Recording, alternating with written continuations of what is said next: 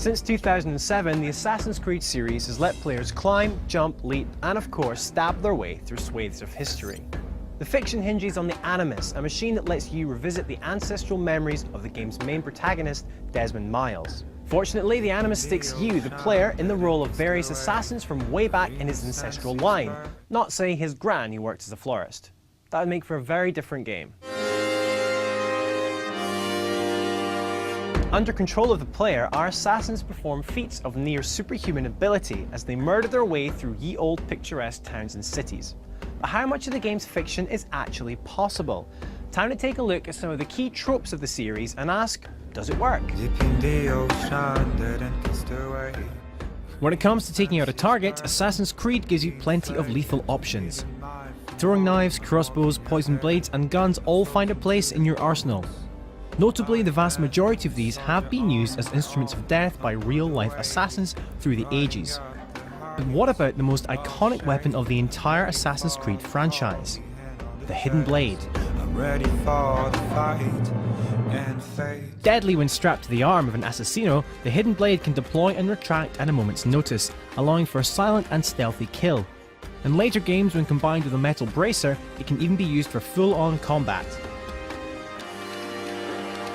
Unfortunately, unlike the vast majority of the weapons in your fictional arsenal, the Hidden Blade, as we see it here, does not appear to have existed in reality. However, concealed and disguised blades certainly have had their place in murdery history. Take a look at this blade, for example, hidden inside a pencil on display at the Imperial War Museum in London. Okay, but just because our Hidden Blade didn't exist, doesn't mean it couldn't work. In the fiction, the device consists of a retractable blade attached to the lower arm and wrist and usually combines with a bracer to aid the blocking of incoming attacks. The precise details of the device vary, however, dependent on the era. For example, assassins from the time of Altair were required to have their ring finger lopped off to make way for the extendo blade.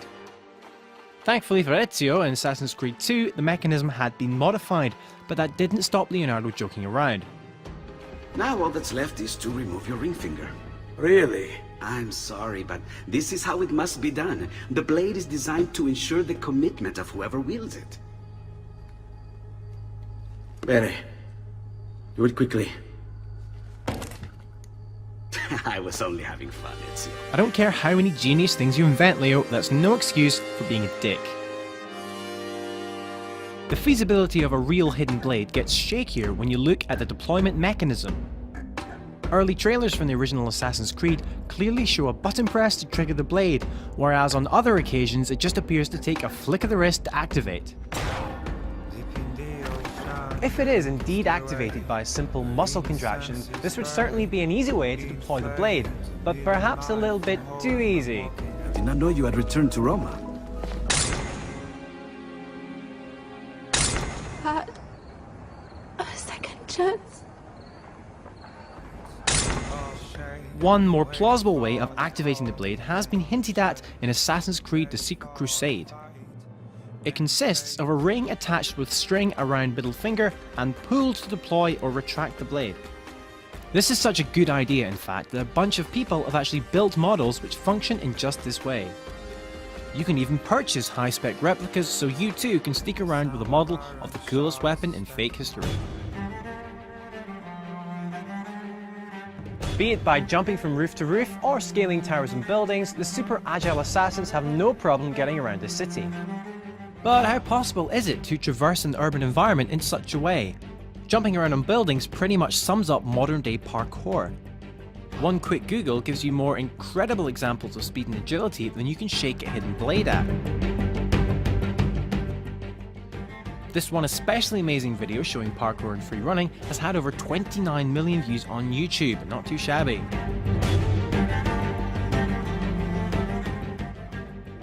Scaling buildings and surfaces Ezio style also appears to be well within the realms of human capability. Just look at this guy in India climb up the seemingly flat wall. Or the many examples of half-crazed nutjobs who insist on climbing modern-day skyscrapers without the aid of rope or harness.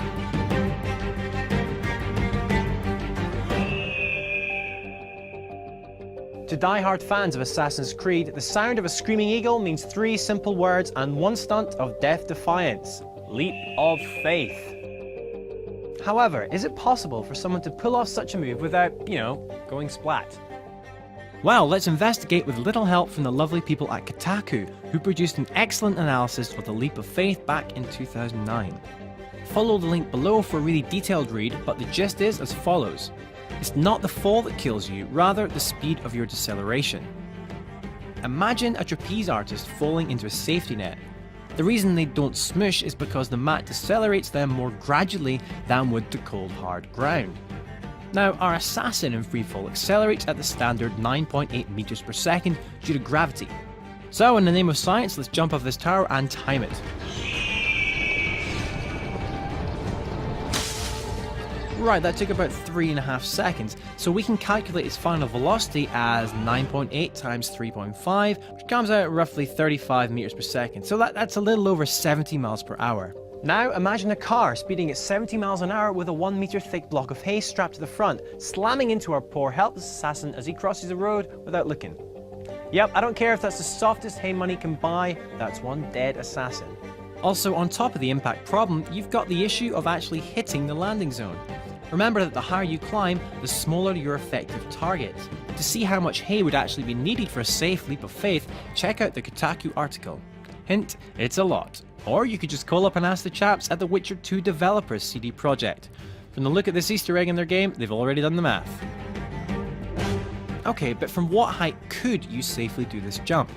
Well, granted it's not quite the same, but there is this guy here called Darren Taylor, or Professor Splash to his friends, who holds the world record for shallow dive into paddling pool. Here he is attempting to break his previous record with a jump of 11 meters. Let's take a look.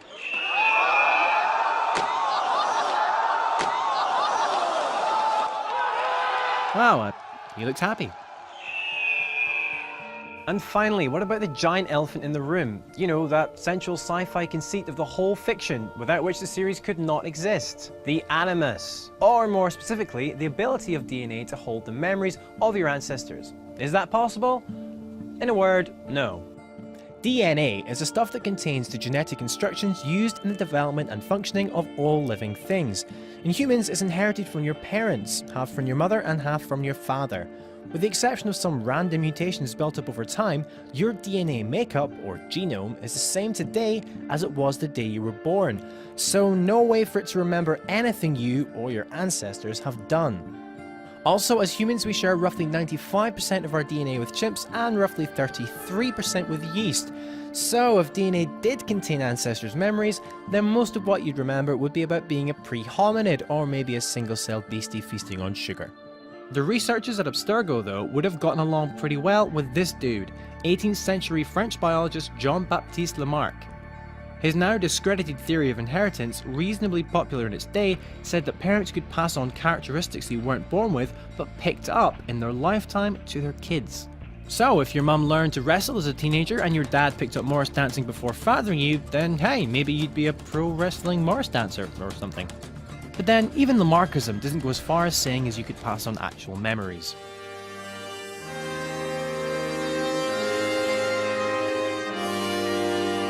As always, we're not here to ruin anyone's fun with our insufferably nerdy musings. The Assassin's Creed fiction is awesome and, like all our favourite sci-fi, walks the line quite wonderfully between the imaginationally grabbingly fantastic and the kinda maybe plausible.